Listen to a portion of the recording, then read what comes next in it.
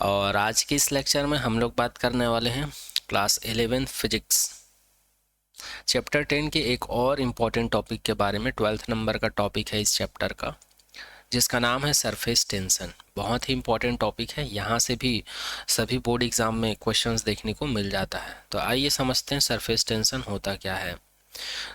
तो यहाँ पर जो सरफेस टेंशन का जो डेफिनेशन, इसको पहले समझ लेते हैं। The property of liquid surface to remain minimum surface area is called surface tension. आप लोगों ने एक घटना देखे होंगे, किसी भी लिक्विड सरफेस में अगर हम लोग किसी ऑब्जेक्ट को इंसर्ट कराते हैं या इमर्ज कराते हैं, तो वो लिक्विड सरफेस क्या करती हैं, या तो उसको डुबा लेती है या फिर उसको ऊपर सरफेस के ऊपर ही रखते हैं। तो इसका रीज़न क्या है? तो इसका रीज़न है सरफेस टेंशन। सरफेस टेंशन किसी भी लिक्विड सरफेस की एक ऐसी प्रॉपर्टी होती है जो कि अपने सरफेस एरिया को क्या करना चाहता है, मिनिमम करना चाहता है। इसी प्रॉपर्टीज़ को हम लोग क्या कहते हैं, सरफेस टेंशन कहते हैं। या इसी को हम लोग ऐसे भी बोल सकते हैं, the property of liquid surface in which liquid surface behave like stretched elastic membrane. Surface tension किसी भी लिक्विड सरफेस की एक ऐसी प्रॉपर्टी होती है जिसमें लिक्विड सरफेस जो है एक स्ट्रेच्ड इलास्टिक मेम्ब्रेन की तरह बिहेव करते हैं। अब ये इलास्टिक स्ट्रेच्ड मेम्ब्रेन क्या होता है, जैसे कि आप लोग इसको बायोलॉजी में पढ़े होंगे, मेम्ब्रेन क्या होता है, या जो इलास्टिक हम लोग ऑलरेडी पढ़ चुके हैं। स्ट्रेच्ड इलास्टिक का मतलब ये होता है जिसके ऊपर हम लोग फोर्स लगाते हैं तो वो स्ट्रेच हो जाता है, जैसे ही फोर्स को हटाते हैं वो फिर से अपने इनिशियल स्टेट में आ जाता है। तो इस प्रकार की प्रॉपर्टी शो करता है जो लिक्विड सरफेस जो है। तो इसी प्रॉपर्टीज़ को ही हम लोग क्या कहते हैं, सरफेस टेंशन कहते हैं। आइए अब सरफेस टेंशन को हम लोग मैथमेटिकली समझते हैं। The surface tension of a liquid is the ratio between the force and length. अगर हम लोग मैथमेटिकली सरफेस टेंशन का डेफिनेशन लिखे तो सरफेस टेंशन जो है किसी भी लिक्विड सरफेस के ऊपर जो वो जो फोर्स अप्लाइड करता है किसी भी ऑब्जेक्ट के ऊपर यूनिट लेंथ में। सरफेस लिक्विड सरफेस के कोई भी ऑब्जेक्ट जो है किसी भी लिक्विड सरफेस के यूनिट लेंथ पे जो फोर्स अप्लाइड करता है उसी को हम लोग क्या कहते हैं, सरफेस टेंशन कहते हैं। या फिर बोल सकते हैं फोर्स और लेंथ का जो रेशियो होता है उसको सरफेस टेंशन कहते हैं। It is the measure of force acting on per unit length of the imaginary line on liquid surface. या इसी को दूसरे तरीके से हम लोग बोल सकते हैं, जो लिक्विड सरफेस होता है इसके ऊपर एक इमेजिनरी लाइन होता है। ये जो इमेजिनरी लाइन होता है तो इसका मेजरमेंट होता है, इसका मेजरमेंट होता है क्या, सरफेस टेंशन। इसी को यहाँ पर लिखा हुआ है, it is measure of force acting on per unit length of the imaginary line on liquid surface. तो इस प्रकार से हम लोग सरफेस टेंशन को मैथमेटिकली लिख सकते हैं, surface tension is equal to force upon length. Surface tension को सिग्मा से रिप्रेजेंट करते हैं और यहाँ पर ये फोर्स है इसको एफ से रिप्रेजेंट करते हैं और यूनिट लेंथ को 1/L से रिप्रेजेंट करते हैं। इस फार्मूला को याद रखिएगा, यही है सरफेस टेंशन का मैथमेटिकल फार्मूला। और अगर आसान भाषा में सरफेस टेंशन को का डेफिनेशन लिखना चाहो तो यहाँ पर मैं बता दिया हूँ। सरफेस टेंशन किसी भी लिक्विड सरफेस की प्रॉपर्टी होती है जिसमें वो अपने सरफेस एरिया को मिनिमम करना चाहते हैं। तो उसी प्रॉपर्टीज़ को हम लोग क्या कहते हैं, सरफेस टेंशन कहते हैं। और मैथमेटिकली अगर बोलना चाहें तो जो फोर्स होता है यूनिट लेंथ का, किसी भी लिक्विड सरफेस के द्वारा जो अप्लाइड फोर्स होता है यूनिट लेंथ में, उसी को ही हम लोग क्या कहते हैं, इन दोनों के रेशियो को सरफेस टेंशन कहते हैं। और अगर हम लोग इसके यूनिट्स की बात करें तो इसका फॉर्मूला है sigma is equal to F upon L. Force को हम लोग मेज़र करते हैं न्यूटन से, लेंथ को मेज़र करते हैं मीटर से। तो इसका यूनिट हो जाएगा न्यूटन पर मीटर, ये इसका एसआई यूनिट है। और अगर इसी को सीजीएस में चेंज करें तो डाइन पर सेंटीमीटर हो जाएगा। और अगर सरफेस टेंशन्स के डायमेंशन फार्मूला की अगर हम लोग बात करें तो न्यूटन को हम लोग लिख सकते हैं किलोग्राम मीटर पर सेकंड स्क्वायर, और मीटर मीटर ही रहेगा, मीटर और मीटर कैंसिल आउट हो जाएगा, यहाँ पर किलोग्राम पर सेकंड स्क्वायर बच जाएगा या फिर किलोग्राम सेकंड -2 बच जाएगा। तो इसको हम लोग जब डायमेंशनली चेंज करेंगे तो ये हो जाएगा mL0T-2 हो जाएगा। इसी को कहा जाता है सरफेस टेंशन का, इसी को कहा जाता है सरफेस टेंशन का डायमेंशन फार्मूला। आगे बात करते हैं some phenomenon based on surface tension. अब हमारी जो नेचर होते हैं या हमारे एटमॉस्फेयर होता है वहाँ पर जो सरफेस टेंशन से रिलेटेड कुछ फिनोमिनन्स, कुछ घटनाएं घटित होती हैं, उन घटनाओं के बारे में भी बात कर लेते हैं ताकि सरफेस टेंशन आप लोगों को और अच्छे से क्लियर हो जाए। तो यहाँ पर पहली घटना है needle steel small Bob supported on water surface.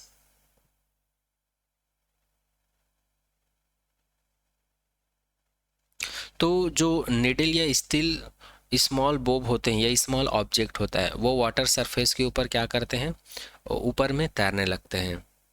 तो ये किस वजह से हो पाता है, लिक्विड सरफेस के सरफेस टेंशन की वजह से हो पाता है। सेकेंड घटना है, rain drops are generally spherical in shape. जो वर्षा की जो बूंदें होती है ये जनरली स्फेरिकल पाया जाता है शेप में।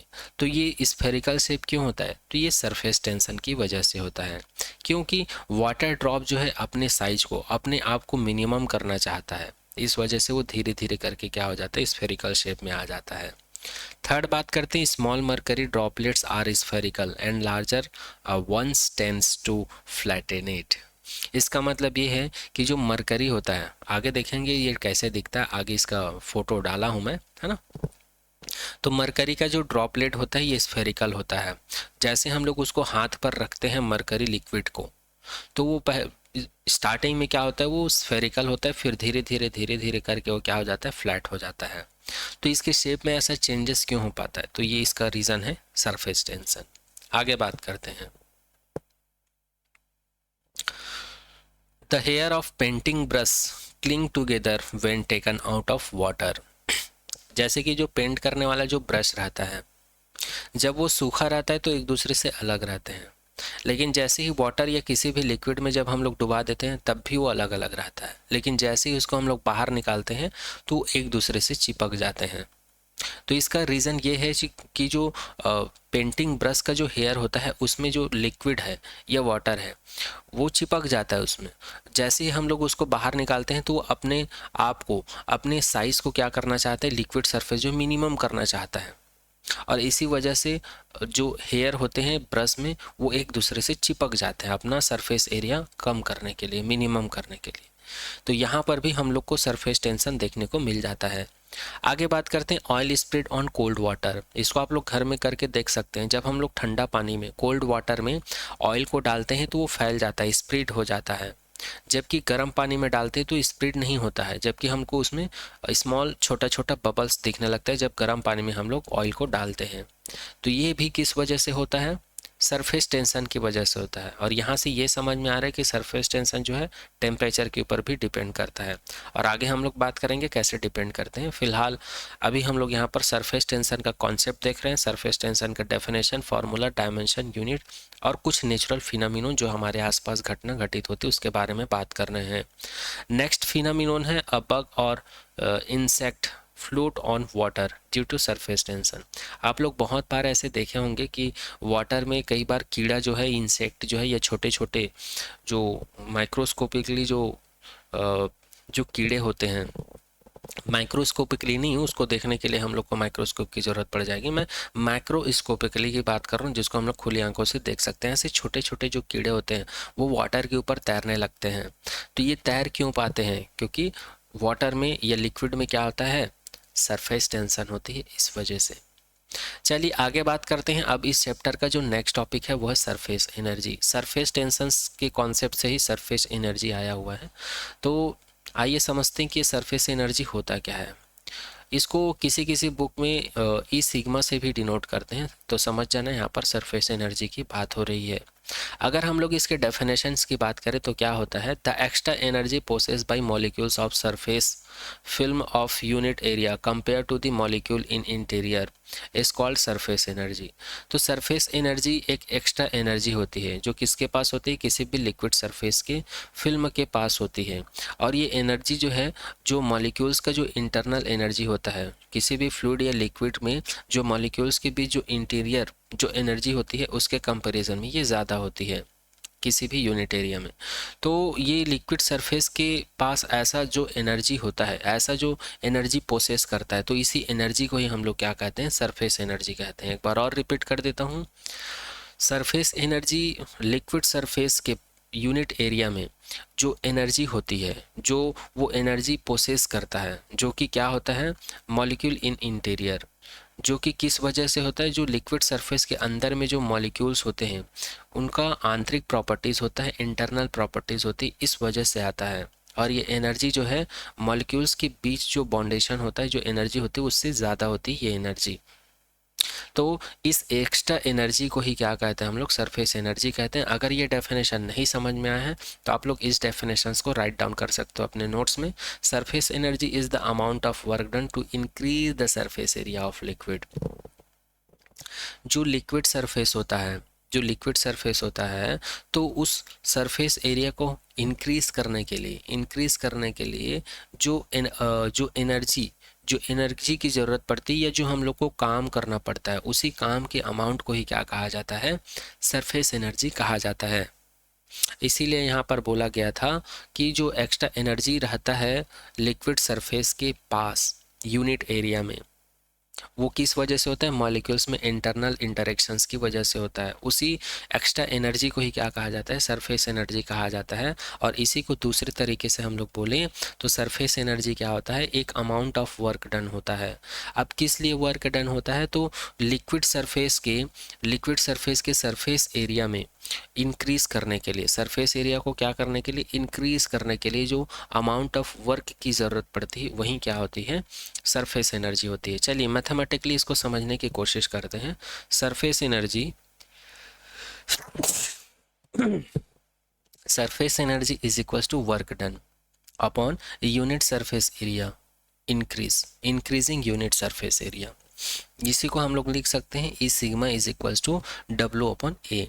और अगर हम लोग इसकी यूनिट की बात करें तो ये एनर्जी है और यहाँ पर ये डब्ल्यू अपन ए के इक्वल है। तो अगर हम डब्ल्यू को हम लोग वर्क डन बोलते हैं और इसको हम लोग जूल में मेज़र करते हैं, और ये क्या है, एरिया है, एरिया को हम लोग मीटर स्क्वायर में मेज़र करते हैं, तो ये हो जाएगा जूल पर मीटर स्क्वायर या फिर जूल मीटर -2। ठीक है। और हम लोग को एक चीज़ और पता है, जो जूल होता है ये न्यूटन मीटर के इक्वल होता है। और अगर इसको हम लोग और चेंज करें तो ये kilogram metre square upon second square के इक्वल होता है। तो इसकी मदद से अगर हम लोग इसका डायमेंशन फार्मूला निकालें, ये तो निकल गया एस आई यूनिट या यूनिट ऑफ सरफेस एनर्जी, लेकिन सरफेस एनर्जी का अगर डायमेंशन फार्मूला पूछे तो ये जो जूल है इसको हम लोग को इस टर्म में चेंज करना पड़ेगा। और जब हम लोग इस टर्म में लिखेंगे तो हमको मिल जाएगा किलोग्राम मीटर स्क्वायर पर सेकेंड स्क्वायर मीटर -2। और जब हम लोग इसको सॉल्व करेंगे तो हम लोग को मिल जाएगा मीटर स्क्वायर और ये मीटर स्क्वायर कट जाएगा। ठीक है, ये मीटर -2 था, इसको हम लोग नीचे ला के लिखे तो ये मीटर स्क्वायर है, प्लस में है, ये माइनस में नहीं है। तो यहाँ पर किलोग्राम है तो एम आ जाएगा, मीटर स्क्वायर कट जाएगा यहाँ पर, क्योंकि ये वाला मीटर स्क्वायर है और यहाँ पर मीटर -2 है, नीचे में लाए हैं तो मीटर के पावर में +2 हो गया, तो ये और ये कट जाएगा, तो यहाँ पर एल के पावर में 0 आ गया। और यहाँ पर सेकेंड स्क्वायर है, ये अपॉन में है ना, इसको ऊपर ले जाएंगे तो टी के पावर -2 हो जाएगा। तो ये इसका क्या है जी, डायमेंशन फार्मूला है। किसका डायमेंशन फार्मूला है, सरफेस एनर्जी का।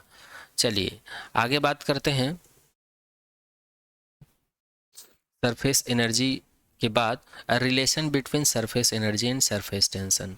सरफेस एनर्जी क्या होता है, अब भी हम लोग देखे हैं ई सिग्मा। सरफेस टेंशन क्या होता है, अब भी हम लोग देखे हैं सिग्मा। तो इन दोनों के बीच आखिर रिलेशंस क्या होता है, तो इन रिलेशन को फाइंड आउट करेंगे, ये भी इम्पॉर्टेंट है। तो रिलेशन फाइंड आउट करने से पहले यहाँ ये जो डायग्राम दिया हुआ इसको समझना बहुत ज़रूरी है। तो हम लोग कंसीडर कर लेते हैं ये ए बी सी डी, ये हमारे पास एक फ्रेम है। ये क्या है, एक हमारे पास फ्रेम है और इसके बीच में क्या है, ये फ्रेम जो है किस में डूबा हुआ है, सोप का हमारे पास क्या है, सोप का बबल है, उसमें ये डूबा हुआ है। मतलब यहाँ पर क्या है, इस वाले पोर्शन में सोप का फिल्म है। ठीक है, चलिए इसको मैं एक बार दिखा देता हूँ आप लोग को मैं बोलना क्या चाह रहा हूँ। ठीक है,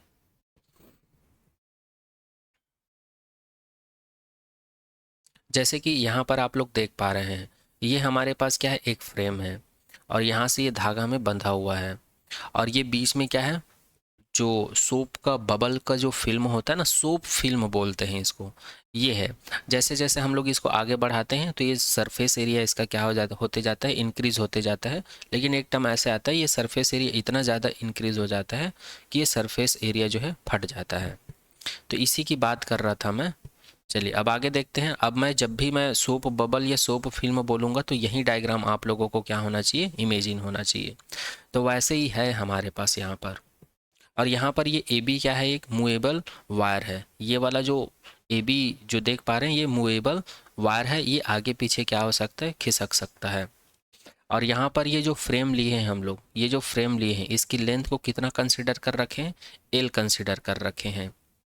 अब हम लोग क्या करते हैं, इस रॉड को क्या करते हैं, इस तरफ डिस्प्लेस करते हैं। तो हम लोग क्या लगाते हैं, इसके ऊपर फोर्स अप्लाई करते हैं। फोर्स अप्लाई करके ये जो वायर दिख रहा है, इस वायर को हम लोग यहाँ पर शिफ्ट कर देते हैं, अर्थात ए डैश बी डैश पॉइंट पर शिफ्ट कर देते हैं। अर्थात यहाँ पर डिस्प्लेसमेंट कितना मिल जाएगा हम लोग को, एक्स मिल जाएगा। और अगर इस फ्रेम की लेंथ की बात करें तो वो कितना मिल जाएगा, एल मिल जाएगा। और यहाँ पर इस शॉप फिल्म के ऊपर अगर हम लोग सरफेस एनर्जी की या फिर सरफेस टेंशन की अगर हम लोग बात करें, तो यहाँ पर ये जो फोर्स लगा रहे हैं इसका मैग्नीट्यूड कितना आएगा, 2a इंटू एल आएगा। ये कैसे आएगा अभी हम लोग बात करेंगे। और यहाँ पर ये जो सोप फिल्म है इसके ऊपर जो सरफेस टेंशन आ रहा है वो कितना है, सिग्मा है। आई होप ये डायग्राम आप लोग को समझ में आ गया होगा। अब चलिए आगे हम लोग बात करते हैं कि ये फॉर्मूला आया कैसे, ये वाला जो फोर्स है ये वैल्यू आया कैसे। तो सबसे पहली चीज़ यहाँ पर इस डायग्राम में ए बी सी का मतलब क्या है, फ्रेम, जो कि किस में डूबा हुआ है, शॉप में डूबा हुआ है। और यहाँ पर ए बी का मतलब क्या है, मूवेबल वायर है। ए बी का मतलब क्या है, यहाँ पर मूवेबल वायर है जो कि इधर उधर मूव कर सकता है। एल यहाँ पर क्या चीज़ है, लेंथ ऑफ फ्रेम है। और यहाँ पर ए डैश बी डैश जो कि एक्स डिस्टेंस पर है। तो यहाँ पर एक्स क्या चीज़ है, displacement of movable wire after dip in soap due to surface tension. तो यहाँ पर जैसे ही इस फ्रेम को हम लोग सोप फिल्म में या सोप में डुबाते हैं तो ये वाला क्या है, सरफेस टेंशन की वजह से, सरफेस टेंशन का डायरेक्शन इधर होता है और सरफेस टेंशन की वजह से ही ये वाला जो वायर है ये कहाँ पर शिफ्ट हो जाता है, एक्स डिस्टेंस पर A dash B dash point पर शिफ्ट हो जाता है। आगे बात करते हैं now force on wire A B. तो इस वायर के ऊपर कितना फोर्स लग रहा है, तो इस फोर्स को कैलकुलेट करने के लिए हम लोग क्या करेंगे, सरफेस टेंशन का कॉन्सेप्ट लगाएंगे हम लोग। Sigma is equal to F upon L. हम लोग को फोर्स निकालना है इसलिए एल को इधर ट्रांसफर कर देते हैं। तो हम लोग को मिल जाएगा F is equal to sigma L मिल जाएगा। बट यहाँ पर सोप बबल की केस की बात हो रही है, सोप की बात हो रही है। तो यहाँ पर सिग्मा को हम लोग रिप्लेस कर देंगे 2 सिग्मा से। तो जब हम लोग इस सिग्मा को 2 सिग्मा से रिप्लेस करेंगे तो यही इसी को हम लोग क्या लिख सकते हैं, F is equal to 2 sigma into L लिख सकते हैं, जो कि यहाँ पर लिखा हुआ है। अब यहाँ पर हम लोग सिग्मा को 2 सिग्मा से क्यों रिप्लेस किए हैं, तो इसका कारण ये है, here the factor 2 is taking because soap film has 2 free surfaces. क्योंकि ये जो शो फिल्म की अगर हम लोग बात करें तो इसके पास 2 फ्री सरफेस होती है, 2 फ्री सरफेस होती है, अर्थात दोनों तरफ इसमें सरफेस टेंशन की घटना होगी। ठीक है, जैसे कि अभी स्टार्टिंग में मैं इसका फोटो दिखाया था आप लोगों को, एक फिल्म में दिखाया था, एक बार और दिखा देता हूं मैं उस फिल्म को, है ना।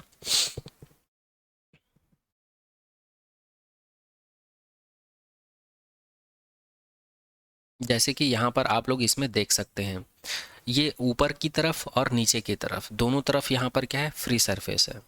तो इधर भी सरफेस टेंशन होगा और बैक साइड भी फ्री सरफेस है, तो उधर भी हम लोग को सरफेस टेंशन देखने को मिलेगा। इस वजह से हम लोग यहाँ पर क्या किए हैं, इसको 2 से मल्टीप्लाई किए हैं, इसको हम लोग 2 से मल्टीप्लाई किए, या फिर ये जो सरफेस टेंशन है इसको हम लोग 2 सिग्मा से रिप्लेस किए हैं। तो इस प्रकार से हमको क्या मिल जाएगा, यहाँ पर फोर्स 2 सिग्मा इंटू एल मिल जाएगा। अब हम लोग क्या करते हैं, now work done for A B wire. अब ये जो ए बी वायर है ये सरफेस टेंशंस की वजह से इसके ऊपर जो फोर्स लगा उस फोर्स की वजह से यहाँ पर डिस्प्लेस हुआ है। तो अब इसके लिए हम लोग क्या निकालेंगे, वर्क डन निकालेंगे। तो वर्क डन का डेफिनेशंस क्या होता है, work done is equals to force into displacement होता है। तो work done is equals to F का यहाँ से इक्वेशन नंबर 1 से इस वैल्यू को पुट कर देंगे तो हमको मिल जाएगा 2 sigma cross L into X मिल जाएगा। इसको इक्वेशन नंबर 2 कंसिडर कर लेते हैं, इसको इक्वेशन नंबर 2 कंसिडर कर लेते हैं और आगे बात करते हैं। आगे हम लोग क्या करेंगे, total increase in surface area of the film. अब ये जो फिल्म था इसके सरफेस एरिया में टोटल इंक्रीज कितना हुआ है, तो इसको निकालने के लिए हम लोग क्या करेंगे, इसको निकालने के लिए हम लोग क्या करेंगे, L x plus L x करेंगे। अर्थात सरफेस एरिया का फॉर्मूला क्या होता है, लेंथ इंटू विड्थ। तो यहाँ पर लेंथ का काम कौन कर रहा है, एल कर रहा है, और एक्स यहाँ पर क्या चीज़ है, डिस्प्लेसमेंट है, इसलिए हम लोग एल एक्स को क्या कर दिए, ऐड कर दिए। अब इसको हम लोग 2 बार ऐड क्यों किए हैं, तो इसका रीज़न ये है, जैसे कि यहाँ पर मैं किसकी बात कर रहा हूँ, जो इंक्रीज़ हुई है उस सरफेस एरिया की बात कर रहा हूँ। जैसे कि ये ए बी से कहाँ पर आया है, ए डेस बी डेस पर आया है, तो कितना डिस्प्लेस हुआ है, एक्स, और इसका लेंथ कितना है, एल। तो यहाँ पर ये वाला जो एरिया निकालूंगा, ये वाला जो एरिया निकालूंगे कितना होगा, एल इंटू एक्स होगा, इसीलिए यहाँ पर एल इंटू एक्स लिखा है। लेकिन प्लस एल एक्स यहाँ पर क्यों लिखा हूँ, क्योंकि शोप की बात हो रही है और इसके पास 2 सरफेस होती है, तो ये फ्रंट के केस के लिए है, और इसके बैक के केस के लिए भी हम लोग को सरफेस एरिया कितना मिलेगा, एल इंटू एक्स मिलेगा। तो यहाँ पर लिख दिया हूँ फ्रंट एंड बैक, तो इसलिए यहाँ पर total increase in surface area का फिल्म के लिए निकालें तो यहाँ पर L x plus L x लिखे हैं, तो टोटल हम लोग को कितना मिल जाएगा, 2 एल एक्स मिल जाएगा। आई होप ये सारा पॉइंट आप सभी को समझ में आ रहा होगा। तो यहाँ पर एल एक्स हम लोग को किस लिए मिला है, सोप बबल की या सोप फिल्म का जो फ्रंट और बैक होता है, 2 फ्री सरफेस है ना, इस वजह से, because of A 2 free surface. आगे बात करते हैं। अब सरफेस एनर्जी का डेफिनेशन हम लोग को पता है, वर्क डन अपॉन क्या होता है, इंक्रीज सरफेस एरिया होता है। तो वर्क डन हम लोग निकाल चुके हैं इक्वेशन नंबर 2 से, जो कि हम लोग निकाले थे 2 सिग्मा क्रॉस एल इंटू में एक्स निकाले थे। और इंक्रीजिंग सरफेस एरिया में कितना इंक्रीज हुआ है, 2 एल एक्स, ये भी निकाल चुके हैं। अब यहाँ पर क्या करते हैं, एक्स और एक्स कैंसिल आउट हो जाएगा, एल और एल कैंसिल आउट हो जाएगा, 2 और 2 कैंसिल आउट हो जाएगा, जैसे कि आप लोग यहाँ पर देख सकते हैं, है ना। तो यहाँ पर ये सभी कैंसिल आउट हो जाएगा, तो हमारे पास बचेगा क्या, यहाँ पर बचेगा सरफेस एनर्जी, और यहाँ पर सिग्मा बचेगा, और सिग्मा क्या है, सरफेस टेंशन है, सिग्मा क्या है, सरफेस टेंशन है। तो यहाँ पर सरफेस एनर्जी जो है सरफेस टेंशन के क्या हो जाता है, इक्वल हो जाता है।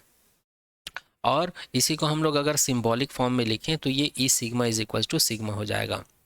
तो यहाँ से अगर आप लोग को एग्जाम में 1 मार्क्स में पूछें कि सरफेस टेंशन और सरफेस एनर्जी के बीच रिलेशंस क्या होता है, तो बोल देना जो सरफेस एनर्जी जो होती है ये सरफेस टेंशन के इक्वल होता है, यही इन दोनों के बीच रिलेशन होता है। चलिए अब हम लोग आगे बात करते हैं फैक्टर अफेक्टिंग सरफेस टेंशन। ऐसे कौन कौन से फैक्टर्स हैं, जो सरफेस टेंशन को अफेक्ट करते हैं। तो पहला फैक्टर है वो है टेम्परेचर। टेम्परेचर जो है सरफेस टेंशन को अफेक्ट करते हैं। जैसे जैसे टेम्परेचर को इंक्रीज करते हैं वैसे वैसे सरफेस टेंशन का वैल्यू क्या होते जाता है, डिक्रीज होते जाता है।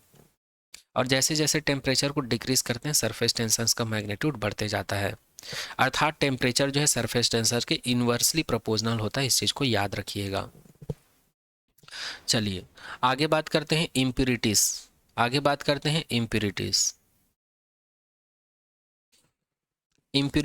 या कंटामिनेशन बोल सकते हैं। इम्प्यूरिटीज का मतलब होता है किसी भी लिक्विड या फ्लूइड में हम लोग क्या करते हैं, अशुद्धि डालते हैं या किसी और एलिमेंट्स का उसमें हम लोग मिक्सिंग करते हैं।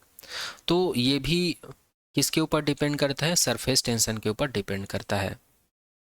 ठीक है, इम्प्यूरिटीज़ की मात्रा जितनी ज़्यादा होगी सरफेस टेंशन का वैल्यू उतना ही ज़्यादा होगा। इम्प्यूरिटीज़ का वैल्यू जितना कम होगा वहाँ पर सरफेस टेंशन हम लोग को उतना ही कम देखने को मिलेगा। थर्ड फैक्टर्स की अगर हम लोग बात करें तो नेचर ऑफ लिक्विड के ऊपर भी डिपेंड करता है। सरफेस टेंशन जो है लिक्विड के नेचर के ऊपर भी डिपेंड करता है। ठीक है, आगे बात करते हैं ऑक्सीजन इट एटमॉस्फेयर। एटमॉस्फेयर में जो ऑक्सीजन होता है उसके ऊपर भी डिपेंड करता है सरफेस टेंशन जो है। ठीक है, जैसे जैसे एटमॉस्फेयर में ऑक्सीजन का लेवल बढ़ते जाता है तो सरफेस टेंशन का मैग्नीट्यूड क्या होता जाता है, डिक्रीज होते जाता है। और अगर एटमॉस्फेयर में ऑक्सीजन कम होता है तो वहाँ पर सरफेस टेंशन हम लोग को ज़्यादा देखने को मिलता है। नेक्स्ट फैक्टर की बात करते हैं सॉल्यूट या एलिगेशन, लाइक एल्कोहल या फिर इनऑर्गेनिक सॉल्ट। तो यहाँ पर बोला जा रहा है एल्कोहल का जो सरफेस टेंशन है ये क्या होता है, कम होता है, और इनऑर्गेनिक सॉल्ट का सरफेस टेंशन क्या होता है, ज़्यादा होता है। अर्थात किसी भी सॉल्यूट में अगर हम लोग सॉल्ट को डाल दें तो उसकी सरफेस टेंशन का वैल्यू क्या होता है, इंक्रीज होता है, ऐसा हम लोग बोल सकते हैं। एलिगेशंस का मतलब होता है मिक्सर या 2 और मोर सॉल्यूशंस का मिक्स। ठीक है, इसी को सॉल्यूट बोलते हैं या फिर एलिगेशंस भी बोलते हैं, केमिस्ट्री में आप लोग पढ़ते होंगे। तो यहाँ पर दो एग्जांपल लिया हुआ है, इनऑर्गेनिक सॉल्ट लिया हुआ है और एल्कोहल लिया हुआ है। एल्कोहल का जो सरफेस टेंशन है ये कम होता है और सॉल्ट का जो सरफेस टेंशन है ये क्या होता है, ज़्यादा होता है। अगर हम लोग इंटरमॉलिक्यूलर फोर्स की बात करें तो इसके ऊपर भी डिपेंड करता है कौन, सरफेस टेंशन। अगर इंटरमॉलिक्यूलर फोर्स का वैल्यू ज़्यादा है तो वहाँ पर हम लोग को सरफेस टेंशन ज़्यादा देखने को मिलेगा, और अगर इंटरमॉलिक्यूलर फोर्स का वैल्यू कम है तो वहाँ पर हम लोग को सरफेस टेंशन कम देखने को मिलेगा। ठीक है, तो आई होप यहाँ तक आप सभी को समझ में आ गया होगा। चलिए अब आगे हम लोग बात करते हैं, आगे हम लोग बात करेंगे एंगल ऑफ कांटेक्ट के बारे में। तो इस चैप्टर का जो 14 नंबर का जो टॉपिक है वो है angle of contact. Angle of contact को समझने से पहले कुछ बेसिक टर्म्स हैं, उसको समझना बहुत ज़रूरी है। और वो बेसिक टर्म कौन कौन से हैं, जिसमें से फर्स्ट टर्म है कोहेसिव फोर्स। कोहेसिव फोर्स, जैसे कि कोहेसिव फोर्स क्या होता है, it is the force of attraction between the molecules of the same substance. तो जो सेम टाइप के मॉलिक्यूल्स होते हैं किसी भी सब्सटेंस में जो सेम टाइप के मॉलिक्यूल्स होते हैं, तो इनके बीच जो अट्रैक्शंस का फोर्स लगता है उसी फोर्स को हम लोग क्या कहते हैं, कोहेसिव फोर्स कहते हैं। हिंदी में इसी को ससंजक बल कहते हैं। कोहेसिव फोर्स को हिंदी में क्या कहते हैं, ससंजक, और फोर्स को बल कहते हैं, तो ससंजक बल हो जाएगा, है ना। अगर हम लोग कोहेसिव फोर्स के एग्जाम्पल की अगर हम लोग बात करें तो ये है वाटर टू वाटर मॉलिक्यूल्स। जब हम लोग एक ग्लास में वाटर है और इस वाटर में एक ग्लास और वाटर हम लोग ऐड कर देते हैं, जैसे कि हम लोग कंसिडर कर लेते हैं ये हाफ ग्लास हमारे पास वाटर है और इस हाफ ग्लास वाटर में और हम लोग हाफ ग्लास वाटर ऐड कर देते हैं, तो यहाँ पर वाटर और वाटर मॉलिक्यूल्स के बीच क्या होगा, अट्रैक्शन फोर्स लगेगा। उसी फोर्स को हम लोग क्या कहेंगे, कोहेसिव फोर्स कहेंगे। एक और एग्जांपल है मिल्क टू मिल्क मॉलिक्यूल्स। जब हम लोग हाफ ग्लास मिल्क में कुछ मिल्क्स को और इसमें ऐड कर देते हैं तो मिल्क के मॉलिक्यूल्स के बीच अट्रैक्शन फोर्स लगता है, उसको हम लोग कहते हैं कोहेसिव फोर्स। नेक्स्ट टर्म की बात करते हैं एडहेसिव फोर्स।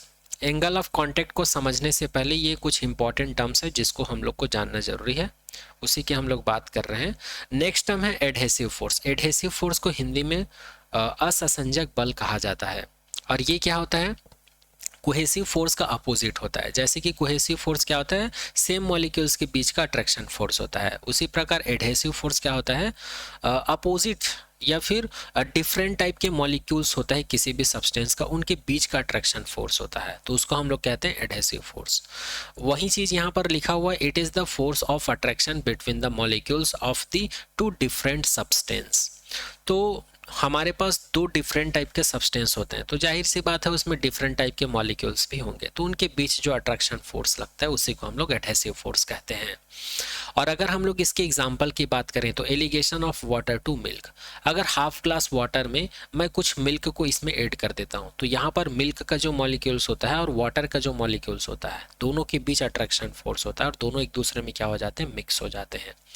तो यहाँ पर मॉलिक्यूल्स के बीच जो फोर्स लगता है वो एडहेसिव फोर्स होता है। इसी प्रकार alligation of sugar to water. ये हाफ ग्लास वाटर है, इसमें कुछ स्पून में क्या कर देता हूँ, शुगर ऐड कर देता हूँ, तो इसमें शुगर क्या हो जाता है, घुल जाता है। फिर यहाँ पर जो शुगर का जो मॉलिक्यूल्स होता है और वाटर का जो मॉलिक्यूल्स होता है, दोनों के बीच अट्रैक्शन फोर्स लगता है, तो यहाँ पर इनके बीच जो अट्रैक्शन फोर्स होता है उसी को हम लोग क्या कहते हैं, एडहेसिव फोर्स कहते हैं। आई होप अब आप लोग को समझ में आ गया होगा कि एडहेसिव फोर्स और कोहेसिव फोर्स होता क्या है। अब चलिए कुछ कंडीशंस है जिसके बारे में हम लोग बात करते हैं। किसी सब्सटेंस में अगर एडहेसिव फोर्स का वैल्यू ज़्यादा होता है कोहेसिव फोर्स के कंपैरिजन में, तो यहाँ पर क्या घटनाएं घटित होती है उसके बारे में बात करते हैं। In this case liquid wet the solid surface and has concave meniscus object does stick together.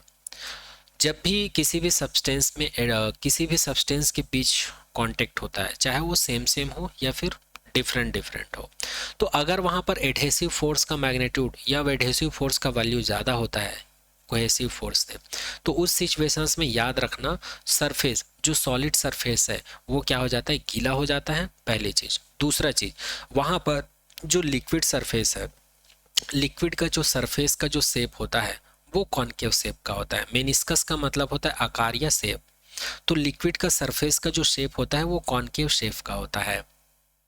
Concave shape का होता है और ऑब्जेक्ट जो है एक दूसरे से चिपक जाते हैं। अगर कोई क्लॉथ है मेरे पास और इस क्लॉथ में मैं क्या करूं, वाटर को डाल देता हूं, तो वाटर जो है क्लॉथ को क्या कर देता है, गीला कर देता है। क्यों? क्योंकि वाटर्स का मॉलिक्यूल जो है क्लॉथ्स के मॉलिक्यूल से चिपक जाता है। तो यहाँ पर हम लोग को ये वाला केस दिखाई पड़ता है। उसी प्रकार अगर हम लोग गर्ल्स लोग के लिप्स की बात करें, तो गर्ल्स लोग अपने लिप्स में क्या लगाते हैं, लिपस्टिक लगाते हैं।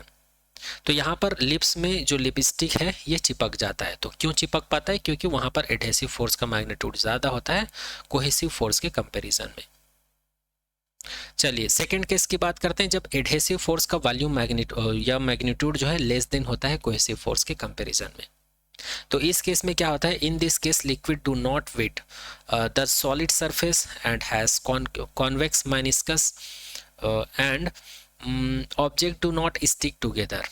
तो जब एडहेसिव फोर्स कोहेसिव फोर्स से कम होता है तो इस केस में जो लिक्विड जो है सॉलिड सरफेस को गीला नहीं कर पाता है, पहली चीज।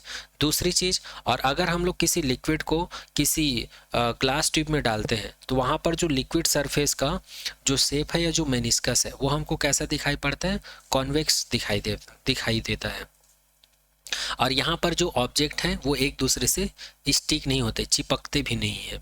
तो चलिए इस वाले केस का कुछ एग्जांपल देख लेते हैं, जैसे कि mercury do not stick our hand. जैसे कि इस वाले डायग्राम में देख सकते हैं, ये मर्क्यूरी है या मरकरी का लिक्विड है जो कि हम लोग हाथ में लिए हुए हैं, या ये और हमारे हाथ में चिपक नहीं रहा है, ये वापस से कंटेनर में चला जाता है और हमारे हाथ में इसका एक बूंद, एक एटम्स या एक मॉलिक्यूल्स भी नहीं चिपकता है। उसी प्रकार सेकंड एग्जांपल है, water drop can not fit lips of lotus. जो कमल का जो फूल होता है, इसकी जो पत्ती होती है, अगर इसमें हम लोग कितनों भी पानी डाल लें लेकिन ये वाटर जो है इसको गीला नहीं कर पाता है। ठीक है। थर्ड एग्जांपल है, ये सभी किसका एग्जांपल है, यहाँ पर एडहेसिव फोर्स का मैग्नीट्यूड कम होता है कोहेसिव फोर्स के कंपैरिजन में। नेक्स्ट एग्जांपल है, water drop can not wet leaves of arbi. अरबी का मतलब होता है, इसी को हम लोग गांव में क्या बोलते हैं, कोचाई बोलते हैं। क्या बोलते हैं, कोचाई, या इसी को बोला जाता है कैलोकेशिया लिप्स बोला जाता है। क्या बोलते हैं, इसी को कैलोकेशिया लिप्स बोलते हैं।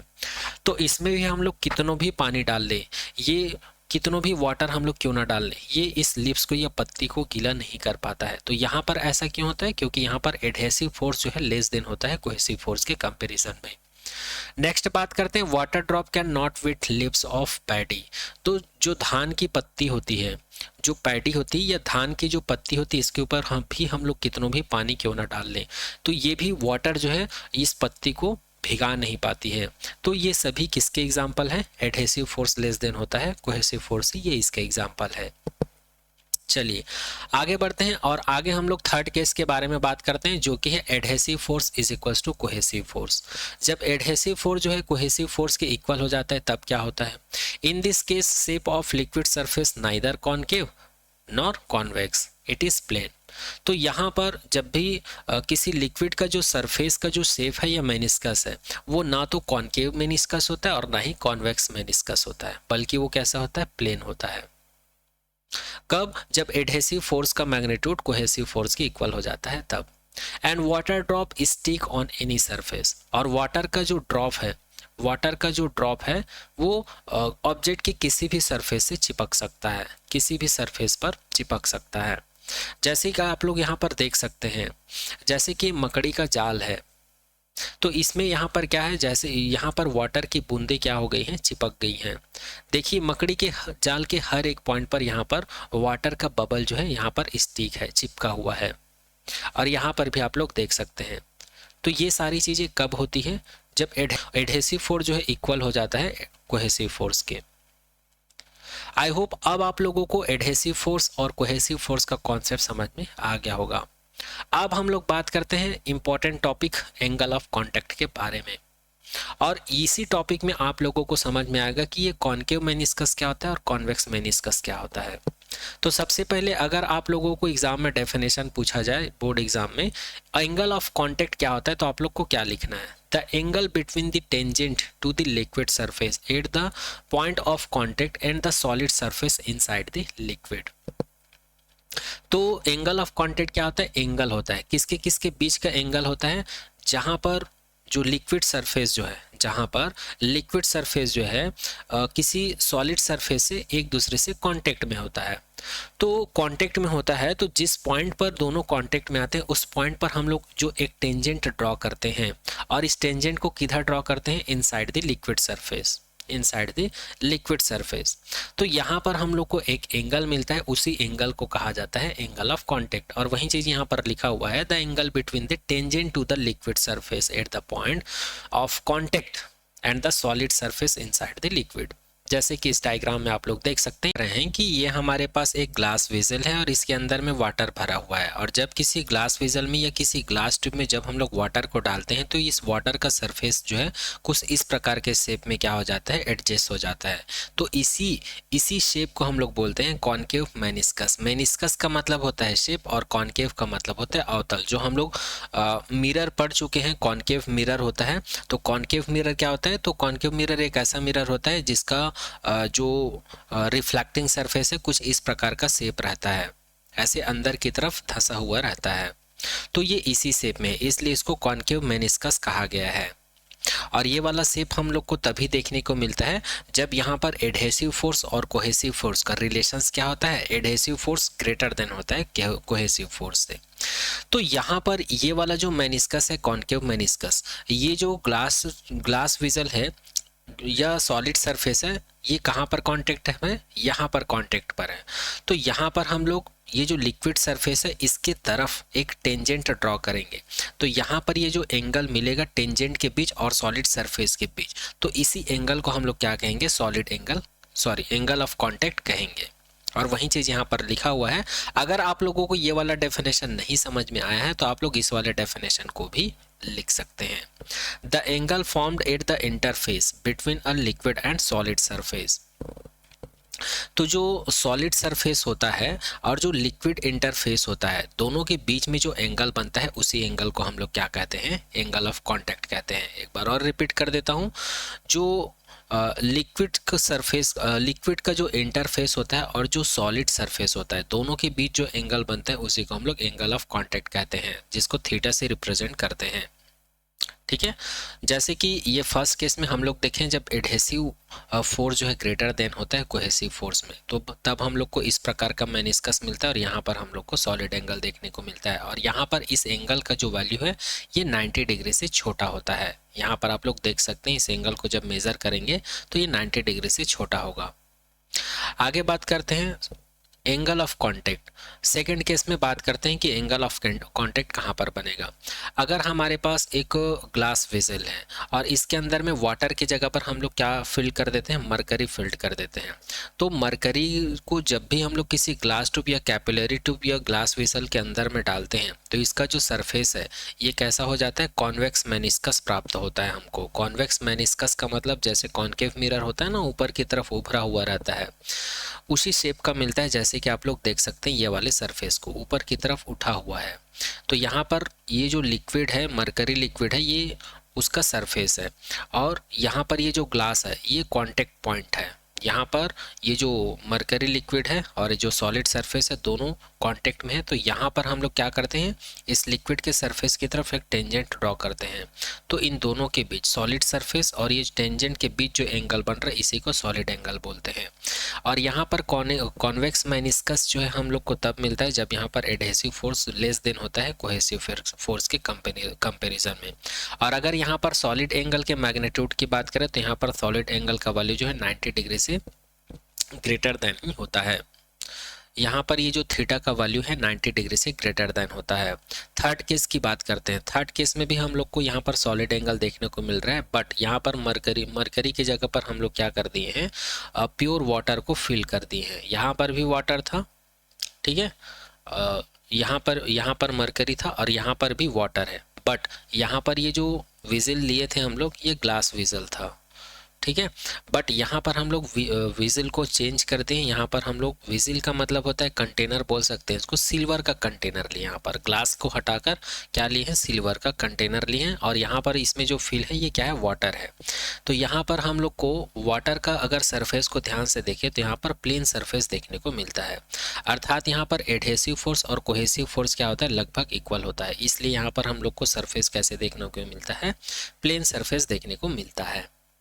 और हम लोग यहाँ पर अगर कांटेक्ट एंगल ऑफ कांटेक्ट की बात करें तो ये लिक्विड सरफेस है और ये कांटेक्ट सरफेस। यहाँ पर एक टेंजेंट ड्रॉ करेंगे तो यहाँ पर जो सॉलिड सरफेस है और जो लिक्विड सरफेस जहाँ पर टेंजेंट ड्रॉ किए उनके बीच का एंगल कितना होगा, थीटा होगा। और याद रखना यहाँ पर थीटा का वैल्यू क्या होता है, 90 डिग्री होता है। तो यहाँ पर आप लोगों को बोर्ड एग्जाम में एमसीक्यू में भी क्वेश्चन पूछा जाता है कि हम लोग को 90 डिग्री एंगल ऑफ कांटेक्ट जो है 90 डिग्री कब मिलता है और ग्रेटर देन 90 कब मिलता है, और एंगल ऑफ कांटेक्ट का वैल्यू जो है लेस देन 90 कब मिलता है। तो ये इस चीज़ को याद रखिएगा। और यहाँ पर कॉनकेव मेनिस्कस, कॉन्वेक्स मेनिस्कस ये भी याद रखिएगा, यहाँ से भी क्वेश्चंस बनता है। तो आई होप अब आप लोगों को समझ में आ गया होगा कि एंगल ऑफ कांटेक्ट क्या होता है। तो शॉर्ट में याद रखिएगा, एंगल ऑफ कांटेक्ट क्या होता है, जो सॉलिड सरफेस होता है और जो लिक्विड सरफेस होता है। तो लिक्विड सरफेस में जो टेंजेंट ड्रॉ करते हैं और जो सॉलिड सरफेस होता है, दोनों के बीच का जो एंगल होता है उसी को हम लोग एंगल ऑफ कांटेक्ट कहते हैं। चलिए आगे बढ़ते हैं और आगे हम लोग बात करते हैं factor affecting angle of contact. ये जो थीटा है या एंगल ऑफ कांटेक्ट है, इसको ऐसे कौन कौन से फैक्टर्स हैं जो अफेक्ट करते हैं। तो पहली चीज, nature of solid and the liquid in contact. तो लिक्विड जो है और जो सॉलिड जो है, ये दोनों का नेचर ही अफेक्ट करता है एंगल ऑफ कांटेक्ट को। जैसे कि हम लोग फर्स्ट केस में देखे थे वाटर और ग्लास, सॉलिड सरफेस क्या लिए थे, ग्लास लिए थे, लिक्विड हम लोग क्या लिए थे, वाटर। तो दोनों के बीच ये जो एंगल ऑफ कांटेक्ट का वैल्यू जो हम लोग को लेस देन मिल रहा था 90 से। सेकंड केस में हम लोगों ने क्या किया था, लिक्विड वाटर के जगह पर हम लोग लिए थे मरकरी लिए थे और सॉलिड सरफेस क्या था वहाँ पर, ग्लास ही था। तो यहाँ पर हम लोग को ग्रेटर देन 90 मिल रहा था एंगल ऑफ कांटेक्ट का वैल्यू। और थर्ड केस में हम लोग सॉलिड सरफेस क्या ले रखे थे, सिल्वर ले रखे थे, और लिक्विड के जगह पर हम लोग क्या लिए, वाटर ही लिए थे। तो यहाँ पर हम लोग को थीटा का वैल्यू क्या मिल रहा था, 90, अर्थात एंगल ऑफ कांटेक्ट क्या मिल रहा था, 90। इसीलिए यहाँ पर बोला जाता है एंगल ऑफ कांटेक्ट को सॉलिड सरफेस और लिक्विड दोनों का नेचर अफेक्ट करता है। सेकेंड बात करते हैं medium of above free surface of the liquid. Above free surface का मतलब ये है जब भी हम लोग किसी लिक्विड को, वो कोई सा भी लिक्विड हो, जब हम लोग उसको किसी कंटेनर में डालते हैं या कैपिलरी ट्यूब में डालते हैं या ग्लास ट्यूब में डालते हैं, तो यहाँ पर इसके सरफेस में डिफरेंट सरफेस शो करता है। ठीक है, मीडियम ऑफ एबो द फ्री सरफेस। तो यहाँ पर कभी कभी हम लोग को मिलता है कॉनकेव मिलता है, कभी कभी हम लोग को मिलता है कॉन्वेक्स, और कभी कभी हम लोग को प्लेन मिलता है। तो ये सारा चीज किसके ऊपर डिपेंड करता है, तो यहाँ पर जो लिक्विड भरा रहता है इसके ऊपर, मीडियम के ऊपर डिपेंड करता है। इसी को यहाँ पर लिखा गया है मीडियम ऑफ एबो the free surface of the liquid. जैसे कि ये लिक्विड भरा हुआ है तो लिक्विड के ऊपर कौन सा मीडियम है, इस मीडियम के ऊपर डिपेंड करता है कौन, एंगल ऑफ कांटेक्ट। ठीक है, और यहाँ पर ये जो मेनिस्कस बनता है उसके ऊपर भी डिपेंड करता है। थर्ड अफेक्टिंग फैक्टर की बात करते हैं तो वो है टेम्परेचर। जो लिक्विड है, किसी भी लिक्विड में जो कांटेक्ट एंगल बनता है, तो ये कांटेक्ट एंगल जो है उस लिक्विड के टेम्परेचर के ऊपर भी डिपेंड करता है। इन तीनों फैक्टर्स को याद रखिएगा। तो यहाँ पर एंगल ऑफ कांटेक्ट का कॉन्सेप्ट भी कंप्लीट होता है। एंगल ऑफ कांटेक्ट के साथ साथ हम लोगों ने यहाँ पर बहुत सारे इंपॉर्टेंट पॉइंट के बारे में जाने हैं जो कि आप लोग के एग्जाम के पॉइंट ऑफ व्यू से इंपॉर्टेंट है। तो एक बार रिपीट कर देता हूँ, हम लोग क्या क्या जाने हैं। सबसे पहली चीज़ कोहेसिव फोर्स के बारे में देखे थे, दूसरा चीज़ एडहेसिव फोर्स के बारे में देखे थे, तीसरी चीज़ हम लोग यहाँ पर कंडीशन देखे थे जब एडहेसिव फोर्स ग्रेटर देन होता है कोहेसिव फोर्स से और एडहेसिव फोर्स लेस देन होता है कोहेसिव फोर्स से, और जब एडहेसिव फोर्स लगभग इक्वल हो जाता है कोहेसिव फोर्स के। तीनों कंडीशंस देखे हैं। उसके बाद हम लोगों ने देखा एंगल ऑफ कांटेक्ट, थीटा के बारे में देखे हैं। और यहीं पर हम लोगों ने ये भी जाना है कि ये जो कॉनकेव सरफेस है लिक्विड का, ये कब मिलता है, जिसको हम लोग कॉनकेव मेनिस्कस बोलते हैं और कॉन्वेक्स मेनिस्कस बोलते हैं। इन दोनों के बारे में भी देखे हैं। तो ये सारा इंपॉर्टेंट पॉइंट है, याद रखिएगा। अब इस चैप्टर का जो नेक्स्ट टॉपिक है, 15th नंबर का जो टॉपिक है वो है excess of pressure across a curved surface. जो लिक्विड सरफेस के ऊपर हम लोग को कर्व्ड सरफेस मिलता है, तो ये किस वजह से बनता है, एक्सेस प्रेशर की वजह से, अर्थात कर्व्ड सरफेस के ऊपर एटमॉस्फेरिक प्रेशर और लिक्विड में भी प्रेशर प्रोड्यूस होता है। तो ओवरऑल हम लोग बोल सकते हैं कि किसी भी लिक्विड सरफेस का कर्व्ड सरफेस जो है प्रेशर एक्सेस होने के वजह से होता है। तो इसी के बारे में हम लोग अभी बात करने वाले हैं। तो इसी को कहा जाता है excess of pressure across a curved, curve के किसी भी लिक्विड सरफेस या कर्व्ड के उस पर और इस पर जो प्रेशर एक्सेस होता है उसी के बारे में बात करेंगे। चलिए बात करते हैं। When the free surface of liquid is curved there is a difference of pressure between the liquid sides and vapour sides. तो यहाँ पर बोला जा रहा है when the free surface of liquid, किसी भी लिक्विड का जो सरफेस है कर्व्ड होता है, देयर इज अ डिफरेंस। तो इसका कारण क्या है? डिफरेंस है। किस में डिफरेंस होता है? प्रेशर में।